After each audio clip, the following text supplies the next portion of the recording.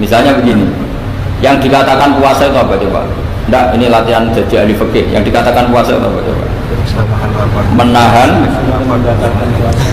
Umumnya orang kan menahan lapar dan minum dari fajar sotik menjadi sampai terbenamnya matahari. Nah sekarang pertanyaannya, kalimat menahan apa? Lapar dan haus itu maknanya itu kan sebetulnya masih salah. Redaksi itu salah. Karena juga nggak boleh hubungan intim, nggak boleh memasukkan apa saja ke lubang dan sebagainya dan sebagainya. Terus lalu batasannya sampai matahari terbenam. Ada beberapa daerah yang terbenamnya matahari itu tidak wajar. Sampai misalnya siangnya itu 22 jam. Atau kebalikannya, nggak ada matahari terbit, nggak ada matahari tenggelam kayak di kutub. Sehingga saya berkali-kali bilang, ulama Indonesia itu kenapa alim? Itu ya diantara faktornya itu ada unsur kebetulan. Sehingga dia katakan hoax. Coba kalau kamu jadi ulama di kutub, terus cerita, baca takrib di sana. Awal waktu sholat subuh itu dimulai dari tulul fajri sodik sampai terbitnya matahari. Orang kutub mesti tertawa-tawa, mataharinya mana Pak? Waktu zuhur adalah ketika matahari agak tergelincir ke arah barat dari garis tengah. Oh yang bener aja. Tidak ada matahari, semua ukurannya matahari.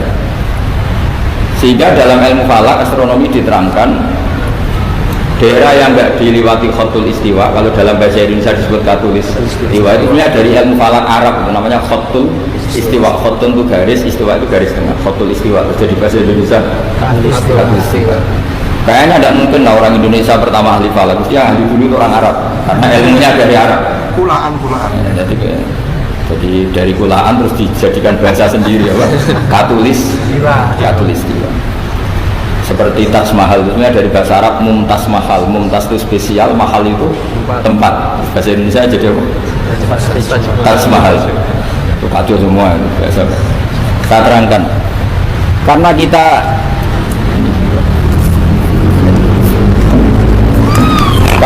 ngaji di Indonesia, kebetulan Indonesia termasuk daerah yang diliwati apa? Katulistiwa. Sehingga waktu kita normal, trennya ya 12 sama berapa? 2. Nanti ada masalah itu, misalnya kamu tadi di kutub, lalu puasanya gimana? Apa dikonversi tetap polanya 16 jam, terus konversi per antar sholat itu kira-kira berapa apa? Jam. Kalau saja misalnya kamu sudah zuhur jam 12, ya trennya asarnya ya jam 3. Kan nggak mungkin habis zuhur jam 12 asarnya jam 1. Karena polanya tafawutnya antara zuhur dan apa? Asar itu 3 jam. Setelah zuhur sama asar sama maghrib polanya juga 3 jam. Maka yang seperti ini mau tidak mau harus ada pengecualian.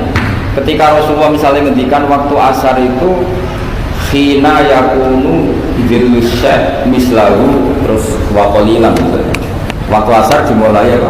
Dilusyad mislahu, jadi kalau sesuatu 1 meter bayangannya 1 meter, nah pas lebih sedikit itu berarti sudah waktu asar. Kan gitu ukuran dulu kan nggak pakai jam ya. Terus habisnya waktu asar setelah matahari